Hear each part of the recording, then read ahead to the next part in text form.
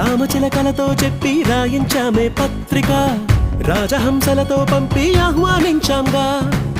కుదురుగా నిమిషం కూడా నిలబడలేమే బొత్తిగా ఏమాత్రం ఏ చోట రాజీ పడలేక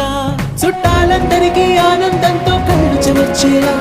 గిట్టని వాళ్ళైనా ఆశ్చర్యంతో కన్నులు విచ్చేలా కలల్లో అయినా కన్నామా కథలైనా విన్నామా ఈ వైభోగం అపురూపం అనుకుంటానమ్మా